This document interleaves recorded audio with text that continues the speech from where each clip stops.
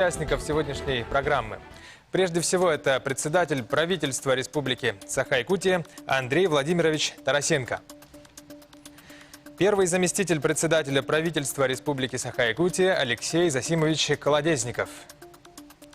Первый заместитель председателя правительства Республики Саха-Якутия Кирилл Евгеньевич Бычков. Исполняющий обязанности первого заместителя председателя правительства Республики Саха-Якутия Дмитрий Викторович Бердников. Заместитель председателя правительства Республики Саха-Якутия Михаил Викторович Никифоров. Заместитель председателя правительства Республики Саха-Якутия Ольга Валерьевна Балабкина. И заместитель председателя правительства Республики Саха-Якутия Сергей Васильевич Местников. Андрей Владимирович, в этом году по понятным причинам отчет правительства прошел в онлайн-формате. Как, на ваш взгляд, прошли отчеты правительства? Какие вопросы часто задавали жители республики и какие вносили предложения? Пожалуйста. Здравствуйте, добрый день, уважаемые зрители. Хотел бы отметить, что 2020 год для отраслей экономики у нас был очень тяжелый. Но благодаря поручениям президента страны Владимира Владимировича Путина и решением главы республики Саха-Якутия Александра Сергеевича Николаева мы выстояли и смогли противостоять пандемии. У нас все отрасли, строительное, транспортное, здравоохранение, коммунальное хозяйство выстояли, и ни одной не было у нас зафиксировано тяжелого падения той или иной отрасли.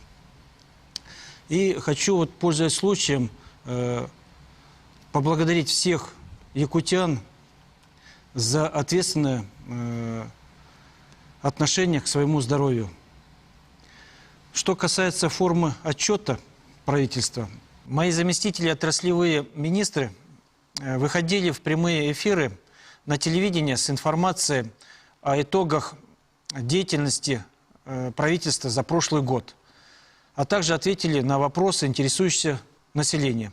У нас за февраль проведены отчеты со всеми муниципальными образованиями в режиме ВКС. На этих мероприятиях приняло порядка 17 тысяч людей. Было задано где-то 3000 вопросов. 584 вопроса были заданы в прямом эфире. Если просуммировать все вопросы, которые были заданы, они касались тематики ЖКХ, строительства и транспортной отрасли. Я бы хотел предоставить слово своим заместителям в своей сфере деятельности по этим вопросам. Спасибо. Алексей Засимович, ваш блог отчитался первым в нашем эфире. Многие вопросы прозвучали в тот день. Это ЖКХ, строительство, транспорт, вопросы экологии, северного завоза. Что бы вы хотели отметить прежде всего? Добрый день, уважаемые телезрители. Действительно, очень много вопросов поступило в рамках прямого эфира, более 130. Мы постарались ответить сразу на те вопросы, которые в наш адрес поступали, и на те вопросы, которые не попали в прямой эфир, на них ответили оперативно в течение дня. По остальным тоже ответы были получены, уже у нас нет незакрытых вопросов. По сути своей также остаются актуальные вопросы коммунального хозяйства и энергетики. Это абсолютно понятно. Зима у нас в этом году достаточно холодная, можно сказать, даже аномально холодная, потому что температуры такие не стояли уже на протяжении десятилетий. Однако мы говорим о том, что коммунальный комплекс, энергетика справились с такими низкими температурами. Отопительный сезон продолжается. Для людей важно, чтобы было тепло, был свет. Задавались вопросы по подключению частного сектора, потому что мы эту программу реализуем и продолжаем реализовывать. В прошлом году было более 1000 домов подключено. Конечно, интересовали людей вопросы тарифной политики, связанные со стоимостью коммунальных услуг. Это вопросы транспортного комплекса. Отдельно хотел бы сказать, отметить по реконструкции аэропортов, которая сегодня реализуется в нашей республике. Объем финансирования до 2024 года предусматривается в объеме 38 миллиардов рублей. И в прошлом году уже у нас завершился один объект, была сдана реконструкция аэропорта Верхнеуфимский. В текущем году идет реализация по Нерюнгри, городу Якутску. В Мирном мы начинаем строить новую взлетную посадочную полосу, там будет новый терминал тоже. Алекминск, который у всех на слуху, когда там дожди летний период проходили, у нас просто-напросто полеты не проводились, и бывало так, что периоды эти длились месяцами. На сегодня у нас в Алекминске тоже идет реконструкция полосы. Понятно, что людей беспокоит, как в рамках реконструкции будут организованы полеты. И мы сегодня отрабатываем с Росавиацией, с Минтрансом России, чтобы все-таки у нас не было сбоев в части доступности. Сейчас очень актуальный вопрос субсидирования, потому что для Дальнего Востока у нас сняты возрастные ограничения. В текущем году в целом по субсидиям для населения по Якутии мы получили более 1,5 миллиарда рублей. Но вот город Якутск выпал из этого перечня маршрутов. И для нас это очень непонятно, потому что порядок новый очень субъективный. Об этом говорил и глава республики. Мы обратились к нашему руководству, правительству Российской Федерации. На прошлой неделе я встречался с замминистра транспорта и с руководителем Росавиации России. Надеемся, что город Якутск все-таки попадет в маршруты, субсидированные из федерального бюджета. Обсудили это в Минтрансе и ждем все-таки ответа в марте. Есть вопросы, которые связаны с тушением лесных пожаров. Знаете, что в прошлом году у нас была высокая горимость, более 6 миллионов га пройдено лесными пожарами. И есть послание главы республики в части того, что мы должны создать батагайскую авиалесоохрану. Мы наблюдаем на протяжении нескольких лет, что у нас увеличивается количество пожаров и площади в арктической и колымской группе районов. Это происходит уже на протяжении нескольких лет. Это не только у нас. Вот в прошлом году горимость была у нас и в Магадане, и в Магаданской области, и в Чукотке. В этом году мы заложили 40 миллионов рублей в республиканском бюджете. Будем создавать батагайское авиаотделение. И это отделение будет прикрывать арктические и северные территории, в том числе и колымскую группу районов. Глава встречался с министром природных ресурсов Козловым буквально 2 недели назад. И там тоже на встрече обсудили вопросы дополнительного финансирования по тушению пожаров. У нас очень большая территория, 20% площадей лесного фонда страны. Понятно, что нам нужно усилить работу в части защиты лесов Республики Саха-Якутия. У нас сегодня глава республики поставил задачу сделать из Якутска столицу республики красивую, чтобы можно было действительно любоваться ей. Я хотел вот такой вопрос задать, который людей сегодня в Якутске волнует. Что же дальше будет с нашим мусорным полигоном?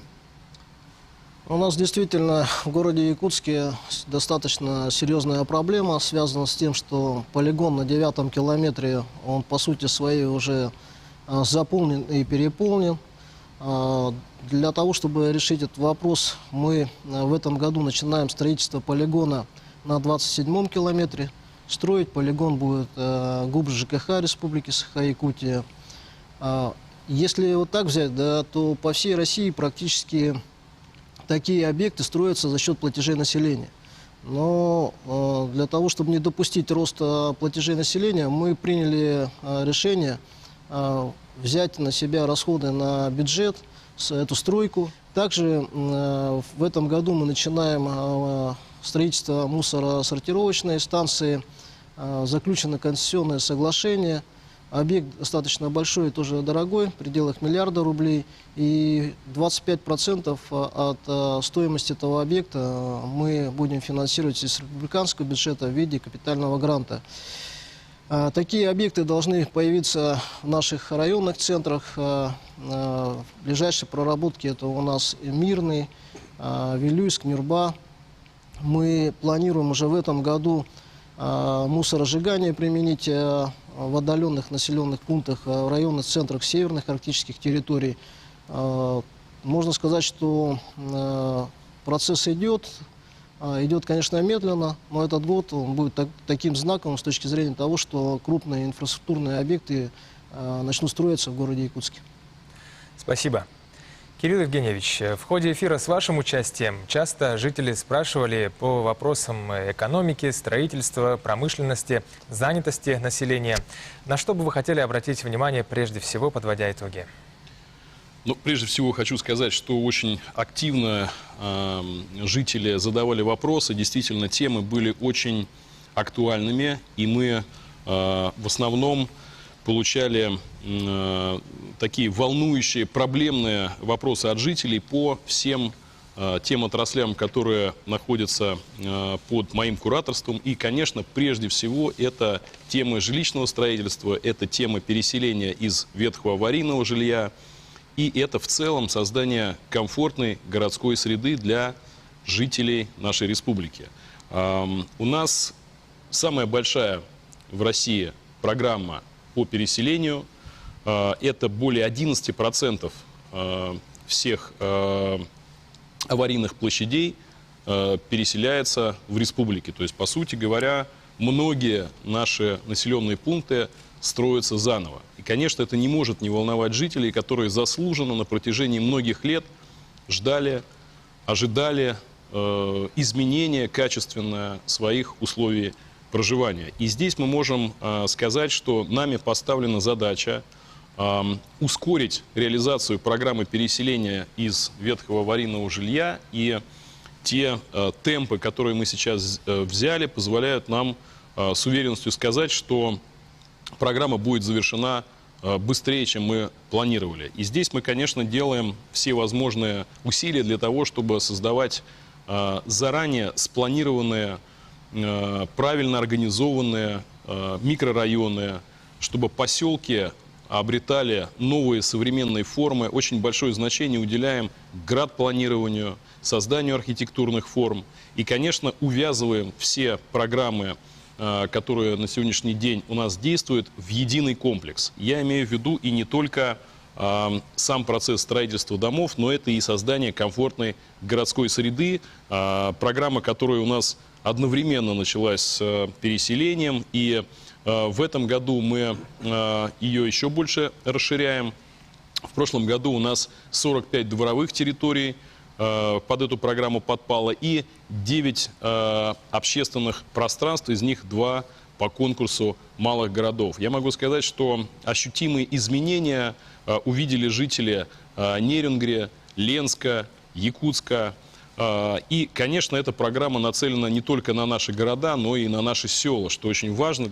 Могу сказать, что отдельное внимание уделяется голосованию жителей, ведь много объектов по комфортной городской среде, ну, скажем, жители должны выбрать самостоятельно, какие формы, какие форматы, какие, прежде всего, приоритеты они ставят для того, чтобы сделать свою жизнь более комфортной. Я могу сказать, что с 26 апреля по 30 мая этого года будет проводиться единое онлайн-голосование по общественным пространствам, там, где голоса граждан будут учитываться для того, чтобы мы принимали решения о тех объектах, которые мы будем благоустраивать, начиная со следующего 2022 года. Поэтому здесь призываю жителей наших городов, туда войдут все города, и также некоторые населенные пункты, которые не являются городами, но крупные, например, Майя, Сунтарский наслег, Чурапчинский наслег. Здесь вопрос очень сильно увязан и с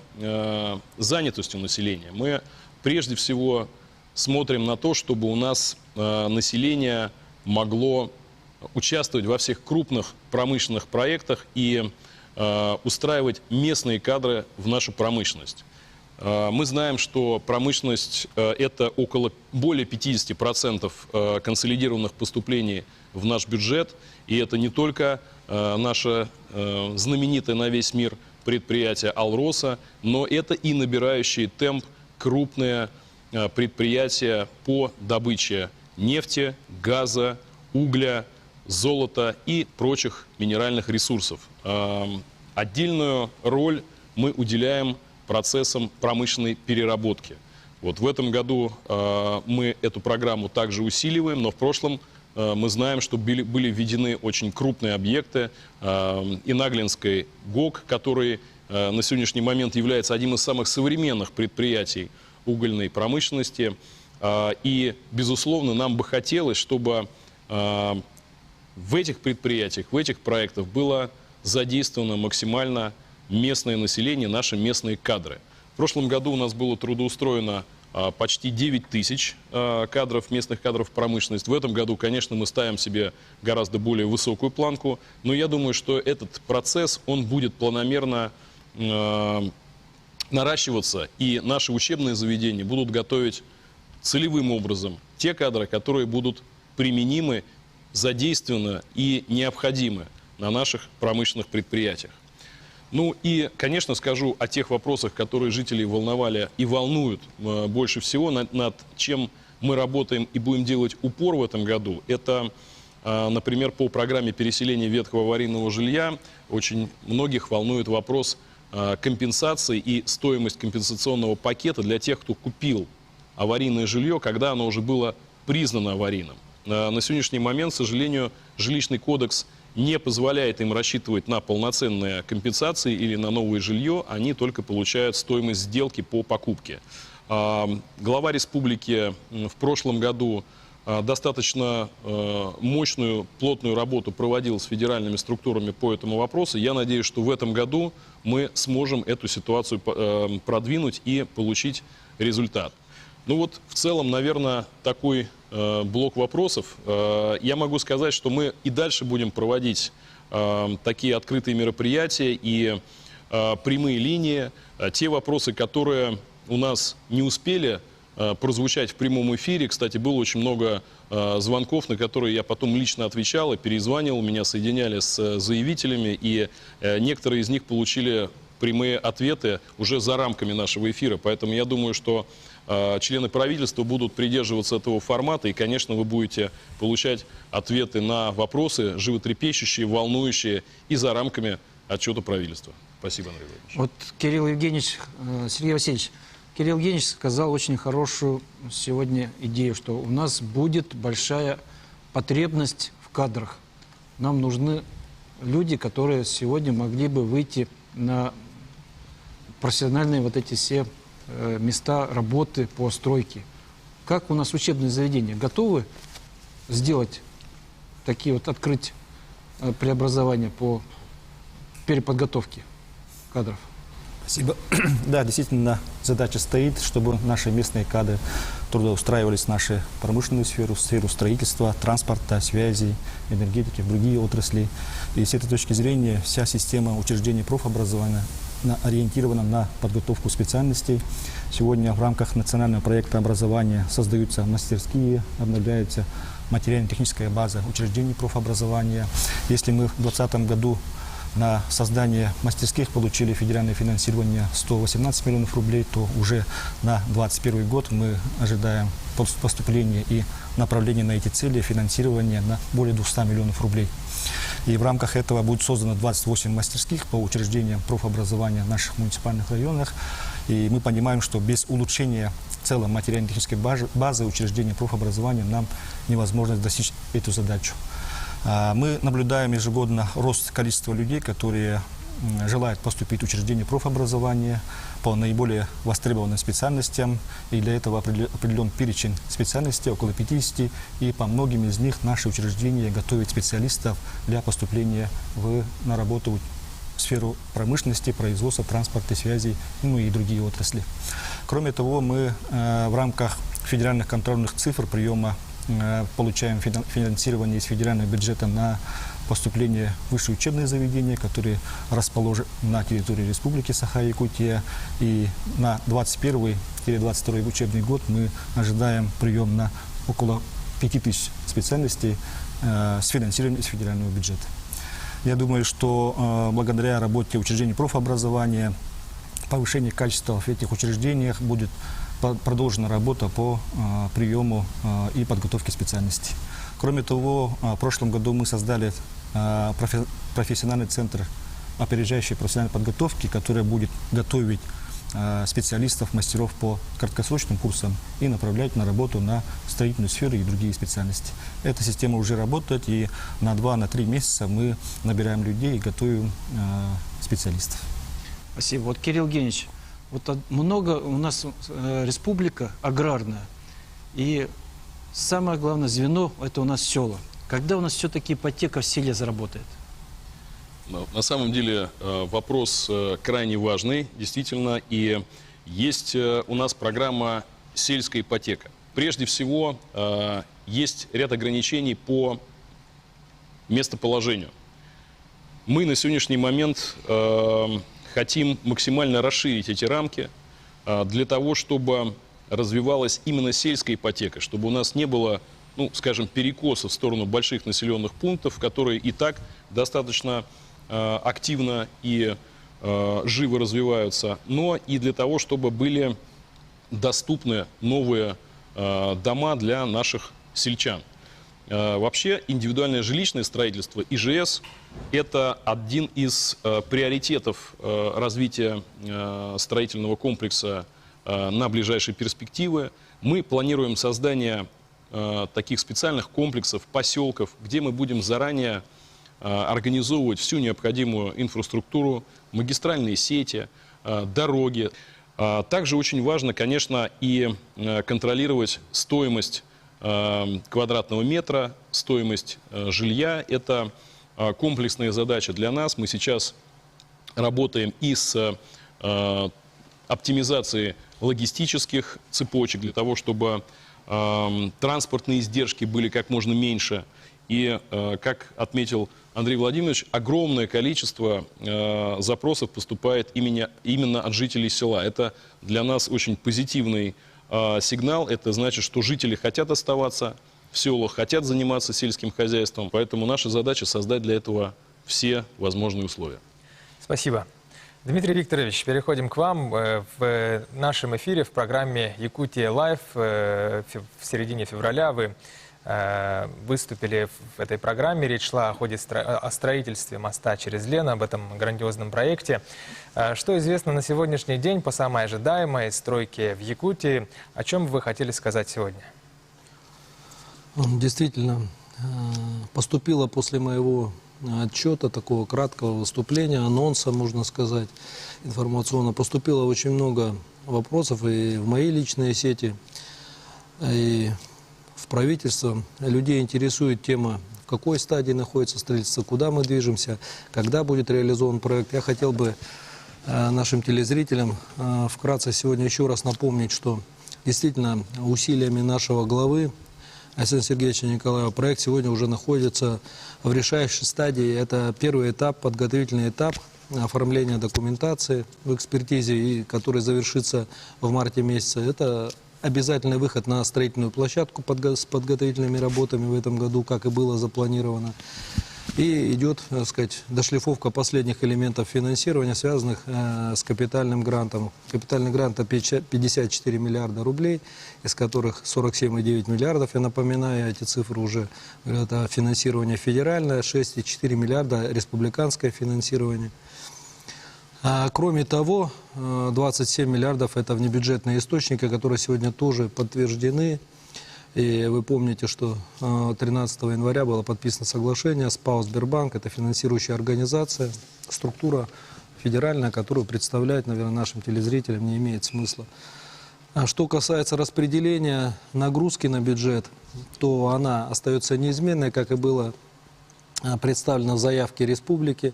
6,4 миллиарда будут очень комфортно разделены и финансироваться будут из Дорожного фонда республики. По долям, соответственно, миллиард в нынешнем году будет освоено, 1,5 миллиарда в 2022 году, 2 миллиарда в 2023 и 1 миллиард 880 миллионов в 2024 году. И завершение строительства планируется, как и было декларировано, в конце 2024 года.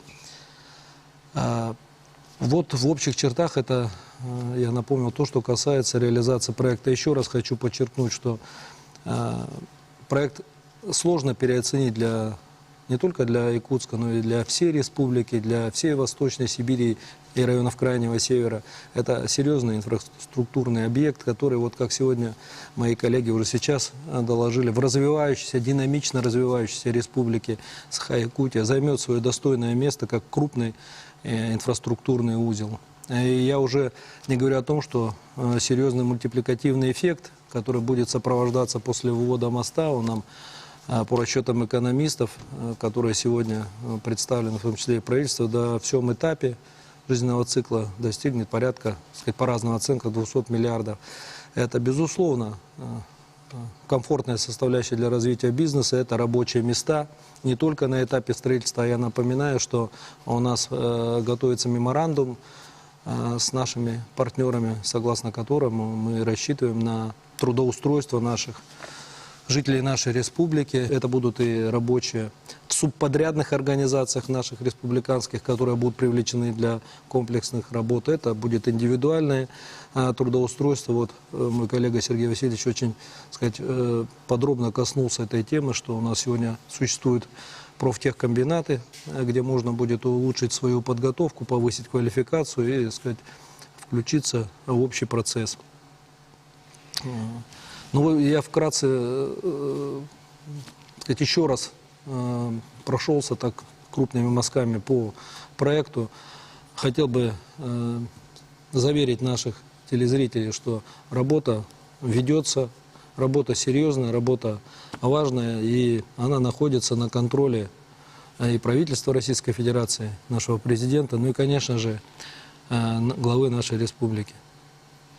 Я хотел бы тут добавить вот Дмитрия Викторовича, и вот молодец, он рассказал, что в действительности это сегодня будет огромный стимул для развития республики. Вот смотрите, вливается в экономику республики 3 бюджета. Бюджет республики, федеральный и инвестора. И все это будет на территории республики. То есть мы максимально сегодня эти деньги будем осваивать силами республики. На Жатае мы планируем мостовые делать сегодня эти переходы. Асфальтные заводы у нас будут работать. Строительная вся техника будет работать. Карьеры будут работать на этот мост.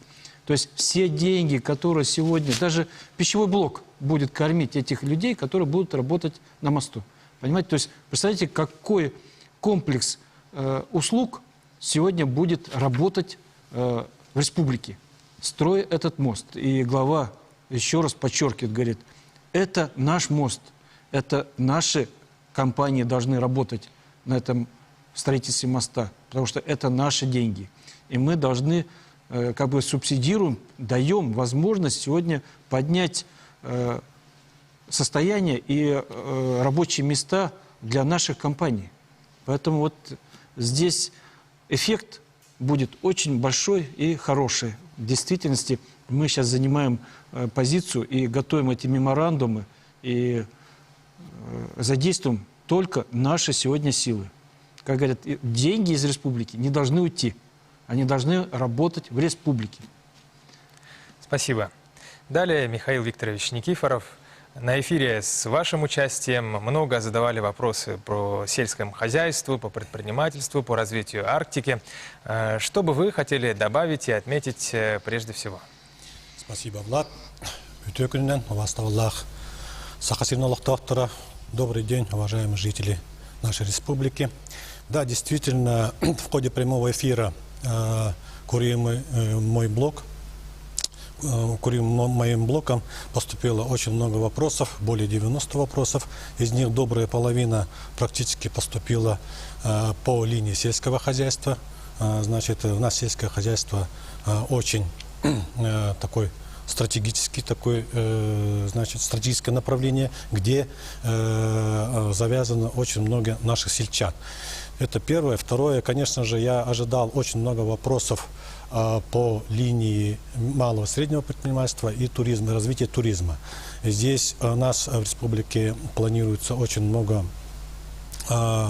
таких проектов. В частности, мы в этом году планируем направить 3 проекта в адрес Ростуризма для включения в федеральные, значит, программы. Но при всем при этом, значит, тема сегодня очень актуальна для малого и среднего бизнеса, особенно это касается в связи с пандемией.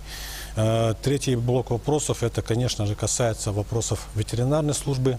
Значит, вот ветеринарная служба у нас в республике охватывает всю нашу территорию республики Саха-Якутия, но очень сегодня актуальна была проблема бродячих собак, ну и, соответственно, тарифов на ветеринарные услуги. Ну и, соответственно, хотел бы сказать, что проблема арктических северных наших улусов, она остается у нас, как говорится, в приоритете.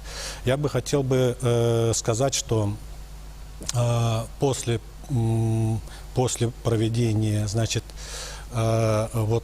прямого эфира мы подводили итоги с курируемыми исполнительными органами госвласти, где подвели краткие итоги, и наши министры и заместители министров проводили еще по курируемым своим муниципальным образованием свои отчеты, значит, с участием местного населения, глав муниципальных образований, и поступило также очень много количества вопросов. Я бы хотел остановиться по таким актуальным вопросам. Это первая группа вопросов про новые механизмы поддержки сельского хозяйства и маркировку молока. Ну, как вы все знаете, что согласно посланию главы нашей республики Арсения Сергеевича Николаева, в 2020 году Министерство сельского хозяйства и аграрный блок подготовил новый законопроект о новых механизмах финансирования села. Значит, и в этом направлении в течение 2020 года было очень много, значит, вопросов со стороны и местного населения, со стороны депутатов районного уровня, депутатов Государственного собрания Илтумен, ну и, соответственно, общественных организаций. Мы проводили очень много круглых столов и обсуждали данную тематику. И в конце, значит, года, в декабре месяце, по инициативе главы нашей республики был внесен законопроект в парламент нашей республики, который был утвержден, и с 2021 года, значит, финансирование аграрного сектора было большей части передано муниципальным образованием. Здесь бы хотел бы отметить, что если в 2020 году финансирование, субсидирование молока всего составляло в бюджете республики 2,8 миллиарда рублей на заготовку 80 тысяч тонн молока, то с 2021 года данная сумма не поменялась, значит, но при этом мы будем заготавливать 58 тысяч тонн молока, при этом субсидия, то есть тарифы на молоко повысились с 35 рублей до 50 рублей за 1 килограмм.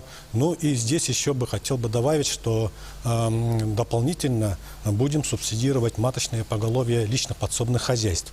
Итого составляет сумма в бюджете на 2021 год на 1 200 000 000 рублей.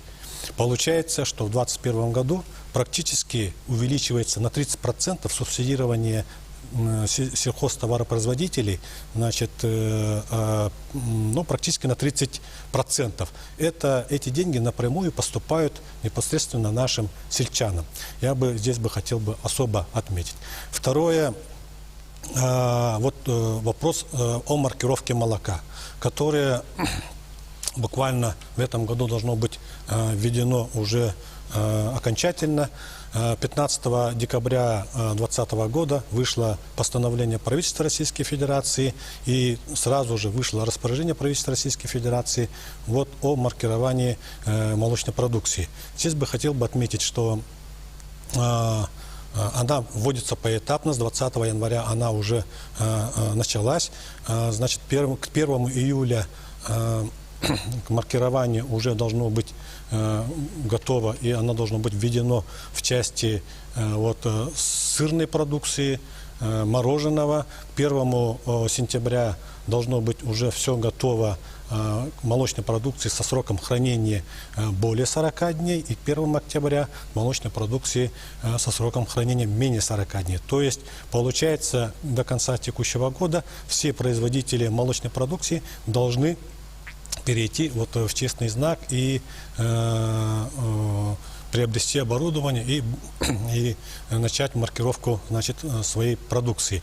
В этом отношении у нас сегодня, конечно, проблема имеется, потому что, значит, не все наши производители молока готовы к этому. Ну, те, которые крупные предприятия заготовки молока и производства молочной продукции, они более-менее выйдут из этой ситуации. Но вот что касается мелких хозяйств, да, для них это будет трудно. Поэтому Министерством сельского хозяйства в данном вопросе введены такие ограничения, что заготовкой молока, значит, в муниципальных образованиях должны заниматься производители молока, то есть заготовители молока с объемом не менее 800 тонн. Это в основном нужно для точки безубыточных производственных предприятий.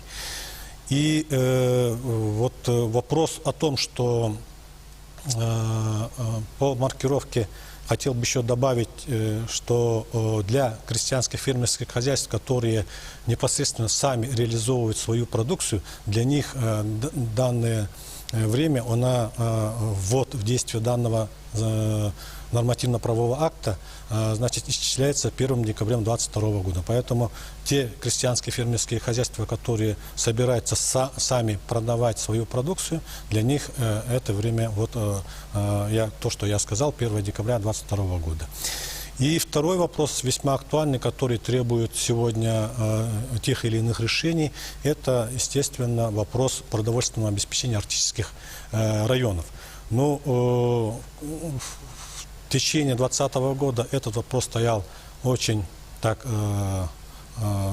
ну, можно сказать, очень актуальный вопрос был. Особенно это касалось в конце года, когда, значит, во многих муниципальных образованиях северных арктических районов, значит, продукция, особенно расширенного перечня продуктов, они вовремя не поступили, значит, в прилавки магазинов. Здесь бы я хотел бы отметить, что в 2020 году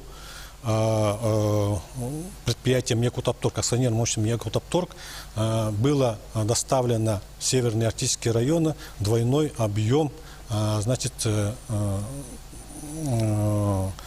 социально значимых продовольственных продуктов. Вот социально значимые, я бы хотел бы здесь добавить, это 12 наименований перечня продуктов, которые мы завозим именно в северные арктические районы, но и в труднодоступные населенные пункты тоже. Значит, это первое. Второе, здесь мы еще не должны забывать о расширенном перечне социально значимых продуктов, которые тоже, в принципе, у нас завозят акционерное общество Якутапторг. Вот вопрос заключается в том, что как мы должны дальше работать. Этот вопрос главой республики поставлен, значит, очень жестко. Я бы здесь хотел бы отметить, что начиная с 2021 года, значит, предприятием Якутапторг и совместно с Министерством сельского хозяйства и Министерством Арктики планируется строительство, значит, торгово-логистических центров. Мы в этом году планируем построить в 3 муниципальных образованиях. Это поселка Белая гора, поселок Черский, значит, и поселки Усть-Куйга. Вот такие торгово-логистические центры. Для чего они нужны? Они нужны для того, чтобы, во-первых, хранить, значит, нашу продукцию. Там должно быть холодильное оборудование, там должно быть и оборудование для хранения, ну, то есть склады для хранения овощной продукции. И, соответственно, в будущем планируем, значит, заниматься заготовкой продукции, не только рыбной продукции, но и других продукций, которые будут заготавливать на северных и арктических наших территориях. Вот, и планируем до 24-го, то есть по 24 год во всех 13 муниципальных образованиях северных арктических районов построить, значит, вот торгово-логистические центры. Это первое. Второе, мы прорабатываем вопрос поддержки со стороны федеральных органов исполнительной власти. Сегодня, значит, наше правительство нашей республики совместно с нашими депутатами Государственной Думы, значит, работает с Министерством Дальнего Востока по вопросу обеспечения северного завоза.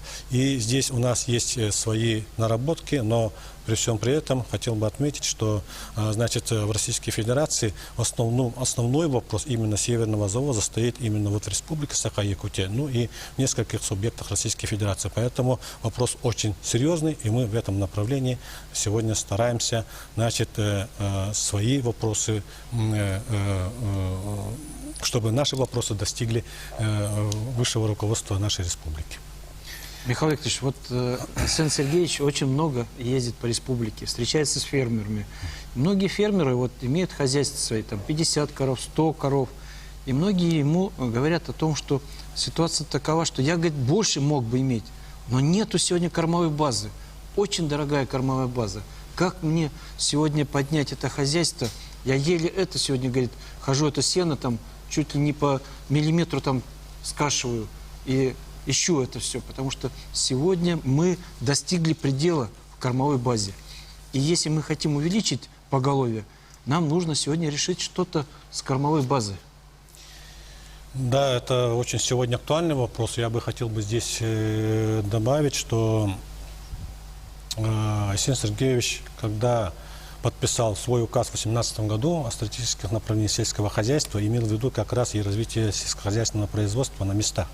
Значит, если до 2024 года мы не выполним те или иные указы, вот как раз она и связана, вот кормовая база, она как раз ложится тем фундаментом для достижения вот тех параметров, которые вот прописаны в данном указе. Поэтому сегодня мы посчитали весь объем сельскохозяйственных животных, которые, ну, не только животных, но и птиц, и свиней, сколько у нас концентрированных кормов, ну, и дополнительных кормов нам нужно для наших хозяйств. На сегодняшний день, получается, мы сегодня потребляем где-то порядка около 60 тысяч тонн концентрированных кормов. А потребность у нас сегодня составляет практически ближе, доходит до 100 тысяч тонн, точнее более 97 тысяч тонн.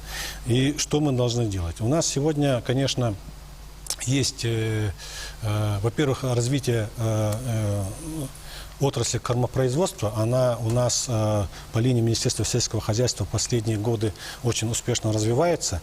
Это, конечно же, заготовка силоса, сенажа, ну и других дополнительных кормов. Значит, увеличение мелиорируемых наших пашин и земель сельхозназначения, ну и так далее, и так далее. Хотел бы здесь остановиться на дополнительных концентрированных кормах.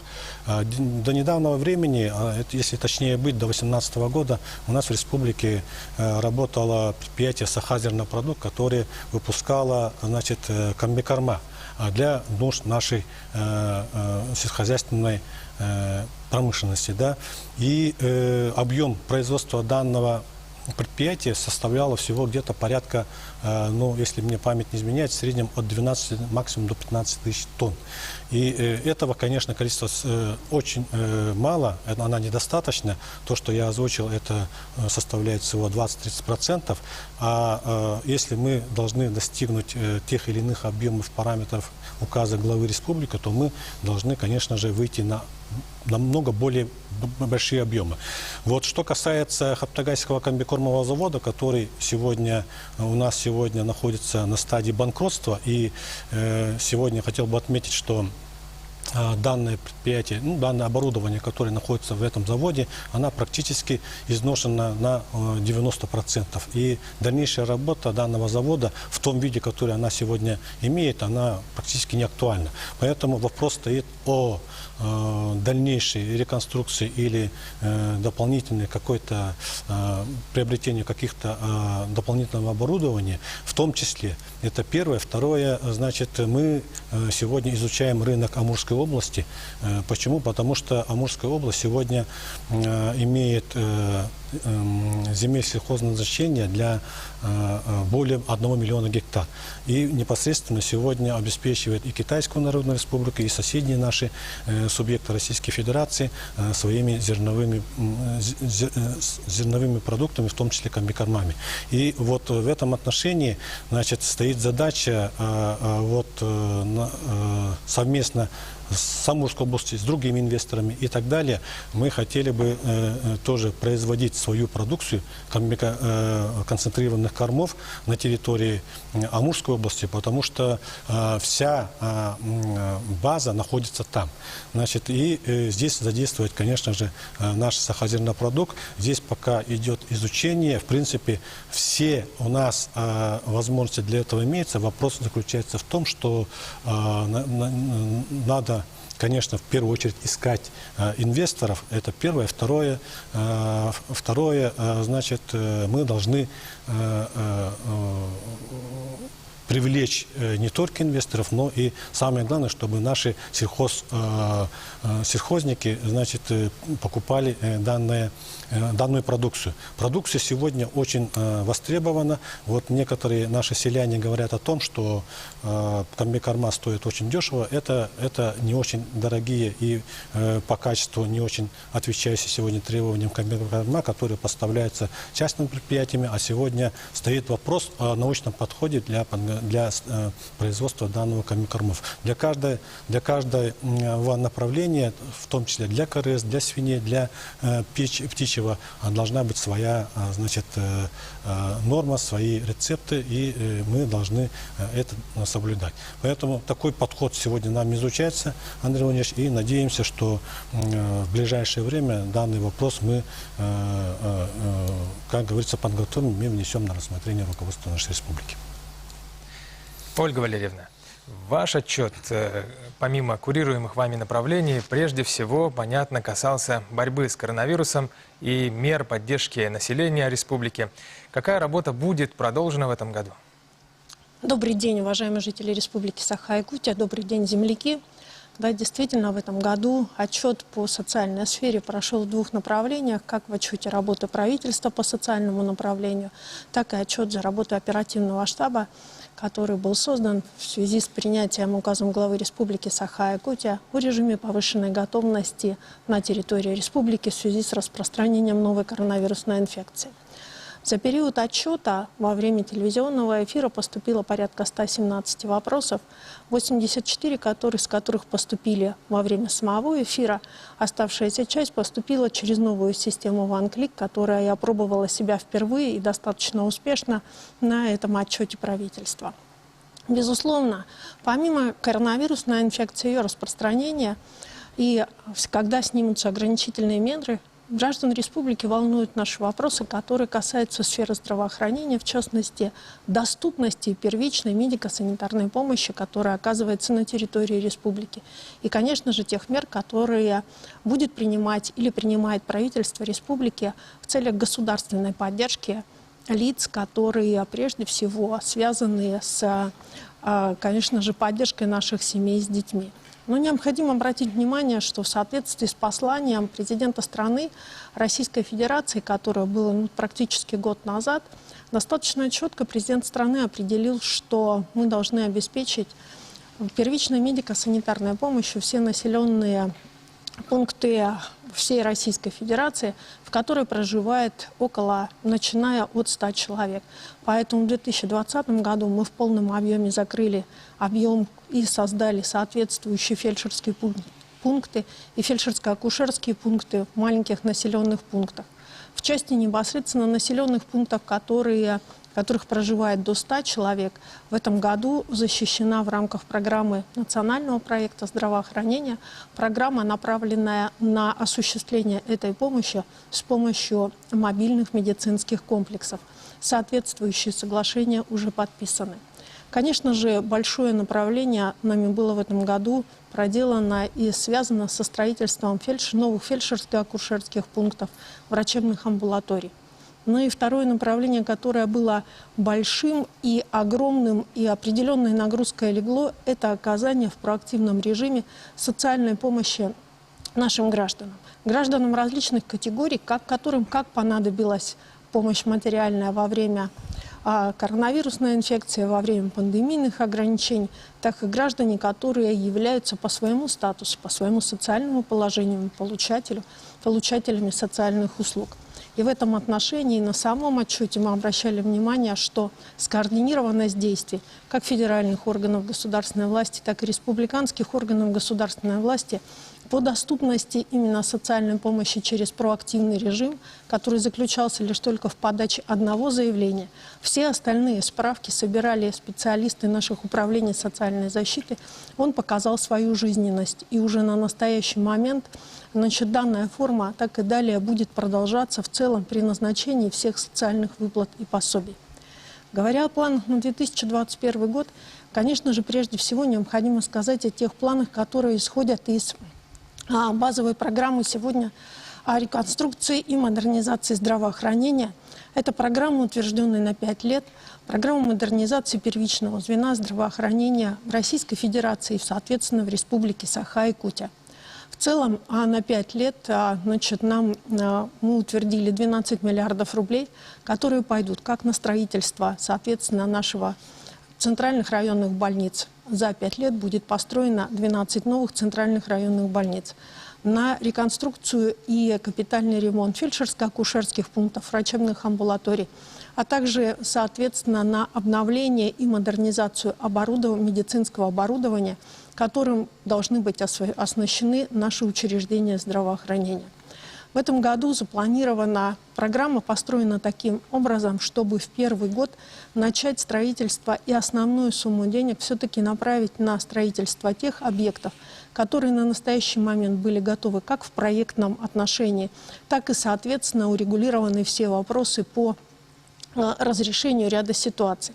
Поэтому в этом году у нас, соответственно, запланировано 5 центральных районных больниц, которые должны начать со строительством на территории Республики Саха-Якутия.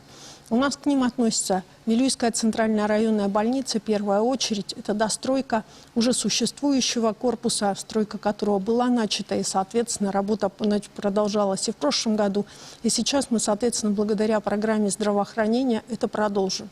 Это Момская центральная районная больница в селе Лехану. Говоря об этой больнице, хочу обратить внимание, что мы очень четко понимаем вместе со строителями, что основной задачей у нас сегодня, после того, как пройдут все соответствующие торги, является завоз строительных материалов для того, чтобы во сроки, которые определены программой модернизации, данную больницу закончить. Это и строительство больницы в Татинском районе, в селе Итыкёль. Речь идет о центральной районной больнице, которые ждут татинцы достаточно давно. И мы уверены, что несмотря на какие-то определенного рода сложности, которые могли бы возникнуть на первичном этапе, к 100-летию республики, эта больница будет введена на территории Татинского улуса. Ну и, конечно же, это больница в Чурапчинском улусе. Сегодня вместе с главой улуса мы открыли год здравоохранения не только в республике, но и год здравоохранения отдельно в Чурапчинском улусе. И, конечно, чурапчинцы связывают со строительством этой больницы прежде всего разрешение проблем, которые обозначены сегодня. А сегодня, в принципе, комплекс медицинских услуг в селе Чурапча разделен на несколько определенного рода зданий. В здании Сбербанка находится детская поликлиника. В приспособленном помещении в здании автовокзала принимают специализированные врачи. Соответственно, на первом этаже жилого дома на условиях аренды работает поликлиническое звено. И, безусловно, со стройкой нового этого комплекса эти проблемы будут решены, в том числе и для чурапчинцев. И, конечно же, совершенно недавно глава Республики Саха-Якутия был в Усмайском районе и осмотрел место строительства новой больницы, в том числе и для и маленьких, и взрослых усмайцев. И я думаю, что те стройки, которые у нас должны быть и начаты в этом году, и на следующий год, они в обязательном порядке должны быть закончены, потому что спрос большой. Спрос спрашивает человек, спрашивает каждый отдельно взятый гражданин, которому сегодня эта помощь действительно нужна, достаточно в качественном и доступном виде. Необходимо обратить внимание, что также, что касается проблем программы модернизации системы здравоохранения, здесь речь идет и об определенного рода оснащении оборудованием. Главой Республики Саха-Якутия Арсением Сергеевичем Николаевым поставлена задача оснастить оборудованием, которое бы отвечало последнему слову техники. Вчера последнему слову науки, даже в большей степени можно сказать. Вчера мы посещали вместе с главой республики наш онкологический диспансер, радиологическое отделение, где уже медики-физики представили использование искусственного интеллекта при непосредственно все-таки постановке диагнозов, первичной постановке диагнозов онкологических заболеваний. И подобного рода примеров сегодня у нас уже достаточно. Поэтому задачи, которые поставлены по системе здравоохранения, я думаю, что они очень четкие, понятные и направлены на здоровье нашего населения. Необходимо обратить внимание, что большое подспорье для системы здравоохранения представляет собой и программа комплексного развития сельских территорий, по которой уже 3-й год собраны на настоящий момент заявки. И в этом году мы сдадим 2 объекта здравоохранения по данной программе. За определенного рода начали соответствующее строительство и по объектам, которые запланированы на будущий год. И, конечно же, мы ждем и надеемся на то, что программа по национальному развитию Дальнего Востока, которая предусматривает соответствующий капитальный ремонт наших медицинских учреждений, безусловно, она получит свое развитие, и соответствующие заявки поданы. Стены, говорит глава всегда, не стены лечат людей, а людей лечат прежде всего хорошие квалифицированные кадры. Поэтому сегодня непосредственно вся система направлена на то, чтобы как повышать квалификацию наших медицинских работников, так и, соответственно, готовить их для новых наших больших объектов. Сегодня завершают свое обучение будущие медики, которые будут работать в вновь построенном кардиологическом центре на следующий год. Я думаю, введенным в этом году, мы надеемся на этом очень сильно, наверное, все жители республики, онкологическом центре. И это лишь только та маленькая толика тех задач, которые стоит перед системой здравоохранения в 2021 году. Но необходимо обратить внимание на второй вопрос, который сегодня волнует всех наших граждан. Это социальная поддержка семей с детьми. Достаточно часто звучал вопрос, является ли данная система поддержки справедливой, является ли она адресной. И опять же в послании, в обращении президента страны было четко определено, сделать необходимо таким образом, чтобы эта система поддержки доходила до каждого человека и прежде всего нуждающегося.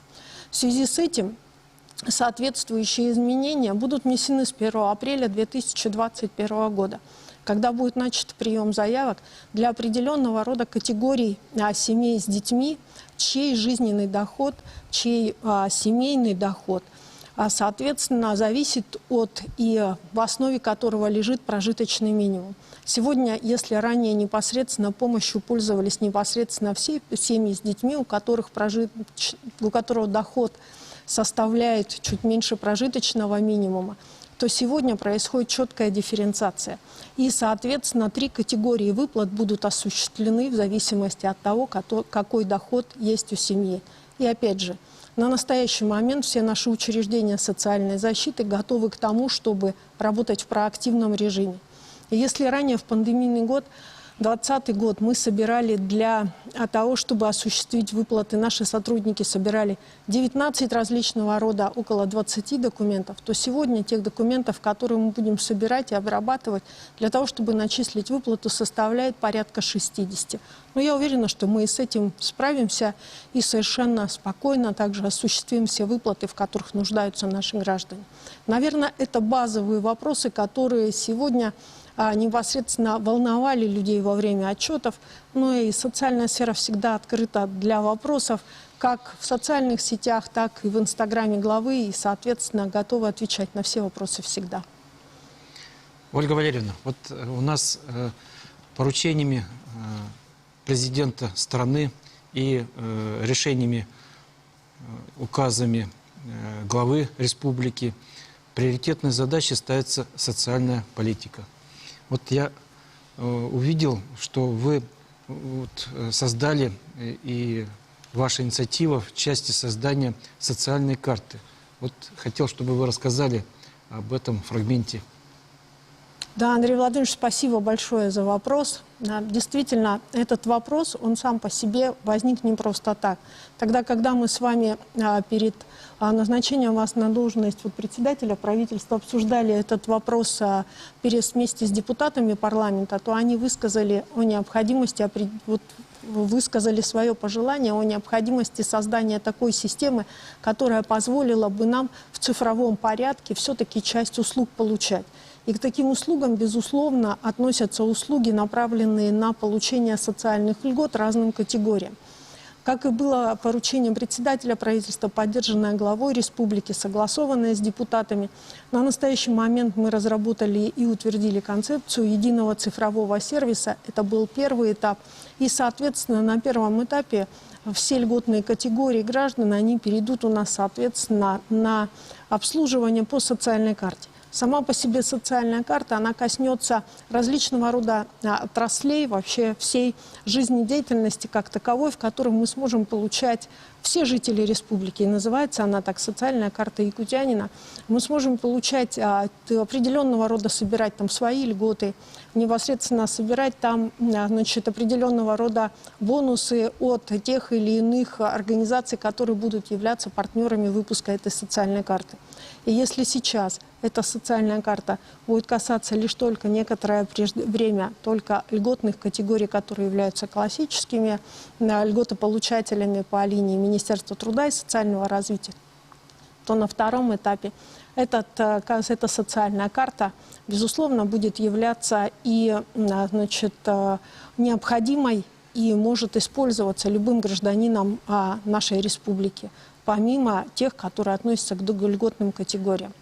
Мы приходим к цифровому миру, карта уже становится нашим обычным явлением, и, соответственно, люди, которые сегодня пользуются теми или иными льготами или когда хотят получать ту или иную услугу, все должно быть очень быстро и четко. И карта этому дает полную возможность. Спасибо. Сергей Васильевич, переходим к вам. В ходе эфира с вашим участием речь шла об отраслях спорта, IT, больше всего по образованию. И наряду с вопросами о переходе на дистанционное обучение вопросы поступали и по качеству образования в целом. Что бы вы отметили в этой части? Действительно, качество образования – это та задача, которую мы должны обеспечить для достижения наступательного развития нашей экономики. И отрадно, что жители республики интересуются повышением качества образования. Мы по итогам 2020 года сделали выводы, и главой республики поставлена задача обеспечить к 2024 году вхождение Якутии в топ-15 регионов по качеству образования. В принципе, те показатели, которые мы имеем на сегодня, они говорят о том, что работа в этом направлении идет правильно. Сегодня мы во всех образовательных учреждениях подвели интернет-связь, и также проводится работа по повышению качества квалификации наших учителей, педагогических работников. По итогам 2020 года наши выпускники, более 30 выпускников сдали экзамены на 100 баллов. Это говорит о том, что по сравнению с 2019 годом у нас растет количество выпускников, которые наилучше сдают результаты ЕГЭ.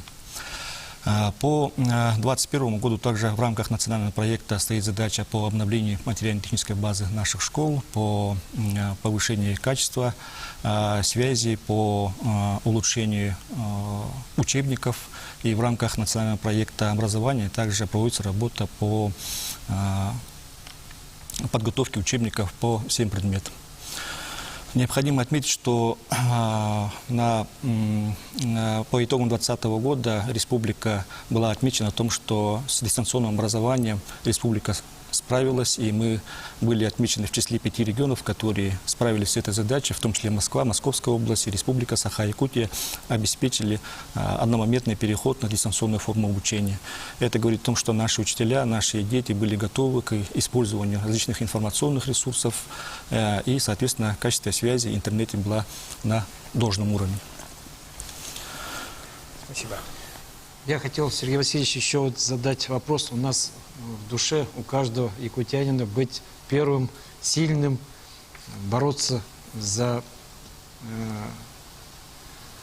победить в этой борьбе. И какие вот мы спортивные мероприятия планируем, культурные, спортивные, вот в 2021 году? Да, в 2020 году у нас из-за пандемии многие мероприятия культурно-массового характера, спортивные мероприятия были приостановлены, перенесены на 2021 год. И, соответственно, мы с улучшением эпидемиологической ситуации в нашей республике, ну и в целом по стране, ожидаем проведения наших традиционных мероприятий, культурно-спортивных мероприятий на традиционном формате. И уже в апреле месяце мы готовимся к проведению чемпионата России, первенства России по кикбоксингу. Ожидается большой приезд гостей, более 600 участников, в том числе организаторы проведения этого чемпионата. И сегодня совместно с Роспотребнадзором разрабатываем планы проведения этого чемпионата. Кроме того, как вы знаете, в прошлом году должен был быть проведен Исай-Холонхо в городе Алёкминске, тот наш излюбленный праздник народа Саха. И, соответственно, мы в 2021 году этот праздник планируем провести в городе Алёкминске в традиционной форме с приглашением гостей со всех муниципальных образований. И, конечно же, в этом году планируется проведение спортивного мероприятия. Это игры манчары по национальным видам спорта в селе Бердикестях Горного района. И буквально мы провели заседание оргкомитета, на котором мы рассмотрели вопросы, связанные со строительством спортивных объектов. Уже один из 3 объектов введен в эксплуатацию. Это многофункциональный спортивный комплекс в селе Бердикестях Горного района. Также планируется ввести в эксплуатацию и стадион, и стрелковый тир, который сегодня строится на территории села Бердикестях. Мы считаем, что проведение таких мероприятий в традиционной форме необходимо, поскольку в рамках подготовки этих мероприятий наши жители, наши юные спортсмены, они готовятся, они улучшают свою способность тренировки, проводят. И, соответственно, это благоприятно сказывается на уровень наших спортсменов, на состояние здоровья, на то, что нацеливать их на новые достижения.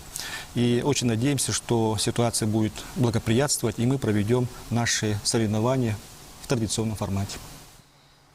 Спасибо. Итак, в заключении позвольте обратиться к председателю правительства Республики Саха-Якутия Андрею Владимировичу Тарасенко. Андрей Владимирович, какие задачи ставит перед собой правительство Якутии на 2021 год? В 2021 году мы продолжим работу по восстановлению экономики, содействию занятости, поддержке предпринимательства, стимулированию инвестиционной и инновационной деятельности и повышению доходов жителей республики.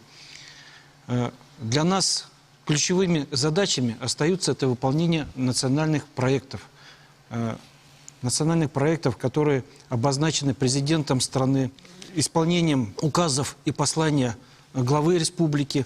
Вот это самые наши приоритетные задачи, которые мы должны выполнить в 2021 году.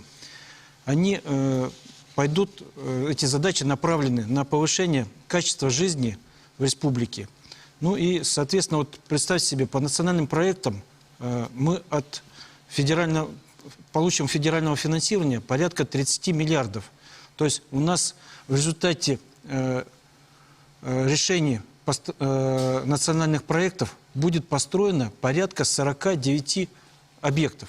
Нам нужно научиться зарабатывать и делать высокорентабельный продукт. Вот все, что мы сегодня добываем, надо перерабатывать.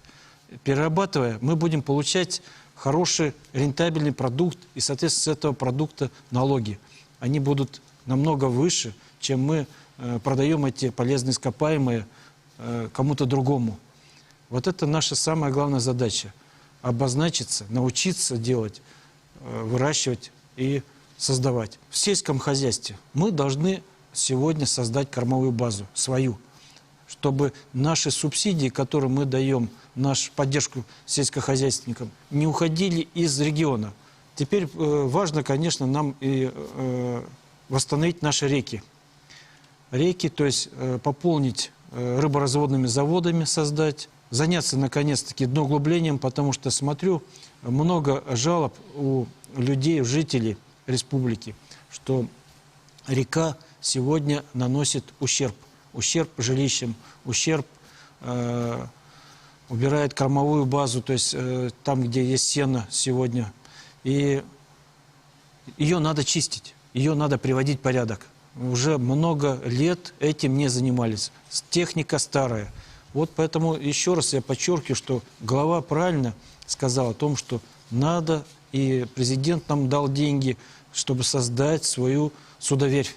Когда на реке есть судоверфь, соответственно, мы создадим корабли современные, нормальные, и будем работать в этом направлении. Важно также использовать по полной программе Северный морской путь. Ну как же, республику омывает 2 моря сегодня.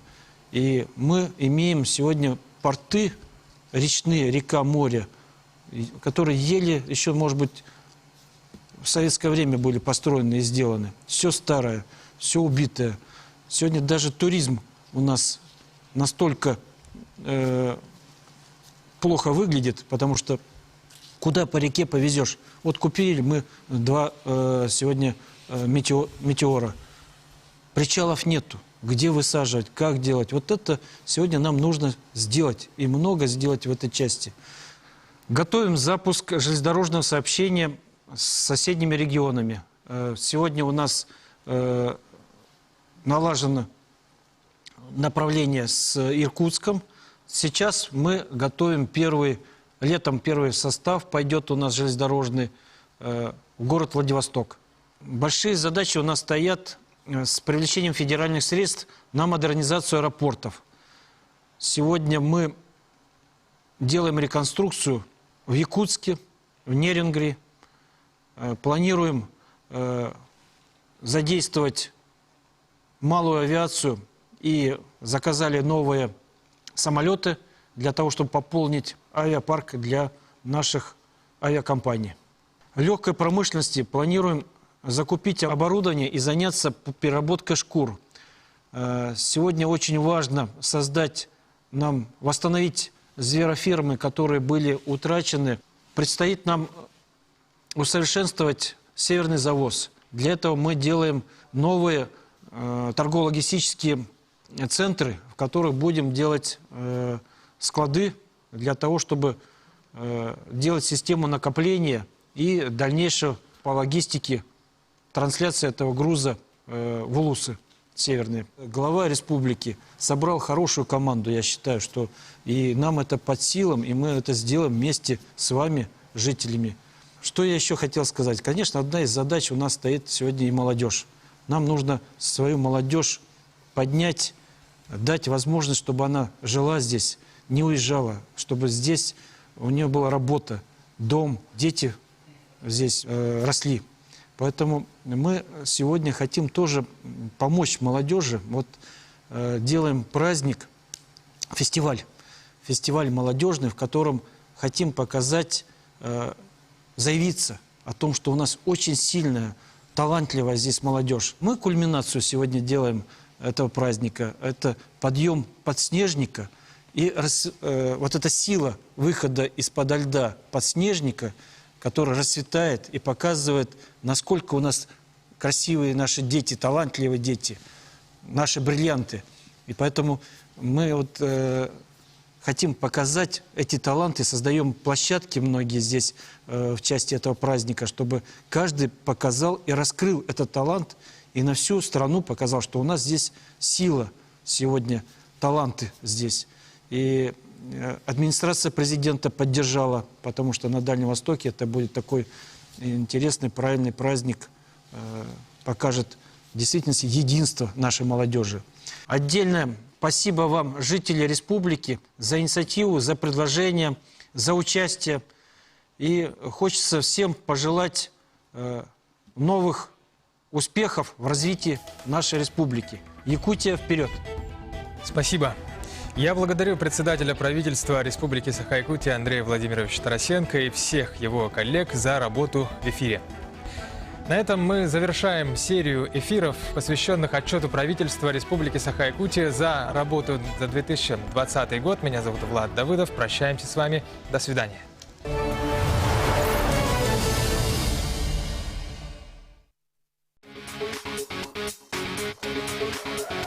27 и 28 февраля на телеканалах НВК «Саха», «Мамонт» и «Якутия-24» смотрите прямую трансляцию матчей чемпионата республики по волейболу среди команд первой лиги.